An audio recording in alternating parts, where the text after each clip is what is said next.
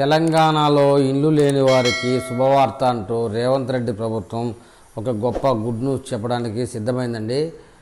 తెలంగాణ ప్రభుత్వం ప్రజలకు మరో శుభవార్త రెడీ అవుతుందండి. ఇందిరమ్మ ఇళ్ళ యొక్క పథకానికి, ఆ పథకం వేగవంతం చేయడానికి రేవంత్ రెడ్డి ప్రభుత్వం అధికారంలోకి వచ్చిన నాటి నుండి ప్రజాపాలన పేరుతో ప్రజల వద్దకు వెళ్ళి సంక్షేమ పథకాలను అందించడమే కాకుండా ప్రజా సమస్యలను పరిష్కరించడం కోసం కూడా పనిచేస్తుందని చెప్పుకొచ్చారండి రేవంత్ రెడ్డి గారు. ఇదే క్రమంలో తాజాగా ప్రజాపాలన కార్యక్రమంలో దరఖాస్తులను స్వీకరించిన క్రమంలో ఇందిరమ్మ ఇళ్ల పథకంపై తెలంగాణ ప్రభుత్వం దృష్టి సారించినట్లు చెప్పుకొచ్చారు. ఇందిరమ్మ ఇళ్ల విషయంలో తెలంగాణ ప్రభుత్వం నిర్ణయం, ఇందిరమ్మ పథకం ద్వారా నిరుపేదలకు ఇల్లు ఇచ్చే విషయంపై మరో 10-15 రోజుల లోపల కీలక ఆదేశాలు వెలువడే అవకాశం ఉందని చెప్పుకొచ్చారు.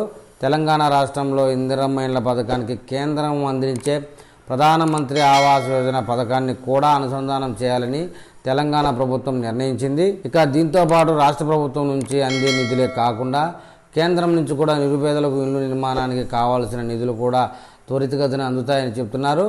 ఇందిరమ్మ ఇళ్ల పథకం విధి విధానాలు, మార్గదర్శకాలపై కసరత్తు జరుగుతుందని చెప్పారండి.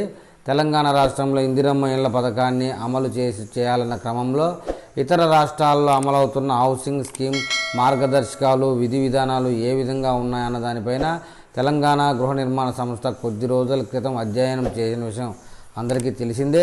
ఈ క్రమంలో ఆంధ్రప్రదేశ్, ఉత్తరప్రదేశ్, మహారాష్ట్ర, కర్ణాటక వంటి రాష్ట్రాల్లో అధికారుల బృందాలు పర్యటించి అక్కడ అమలవుతున్న విధి విధానాలను పరిశీలించారు.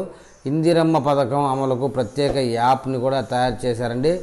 అర్హులకు ఎంపికకు సంబంధించిన వివరాలతో కూడిన నివేదికను ప్రభుత్వానికి కూడా సమర్పించారు. ఈ క్రమంలోనే అర్హులు ఎంపిక చేయడానికి తెలంగాణ ప్రభుత్వం కసరత్తు చేస్తుంది. క్షేత్రస్థాయిలో పరిశీలించిన తర్వాత అర్హులను ఎంపిక చేయాలని భావిస్తుంది.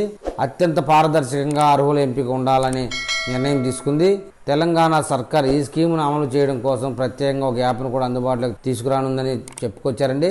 తెలంగాణ రాష్ట్రంలో ఇందిరమ్మ ఇళ్ల పథకాన్ని అమలు చేస్తామని చెప్పిన తెలంగాణ ముఖ్యమంత్రి రేవంత్ రెడ్డి మార్చి 11వ తేదీన భద్రాచలం వేదికగా ఈ స్కీమును ప్రారంభించడం కూడా అందరికీ తెలిసిందే.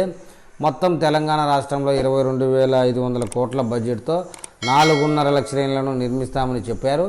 తెలంగాణ రాష్ట్రంలో ఎన్నికల కోడ్ అమల్లోకి రావడంతో ఆ ప్రక్రియలో జాప్యం జరిగింది.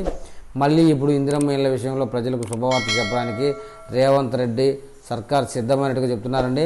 మరో వారం 10 రోజుల్లో ఇందిరమ్మ ఇళ్ల విషయంలో కీలక అప్డేట్ చెప్తున్నారు. మరి ఆ అప్డేట్ రాగానే నేను మళ్ళీ వీడియో చేస్తానండి.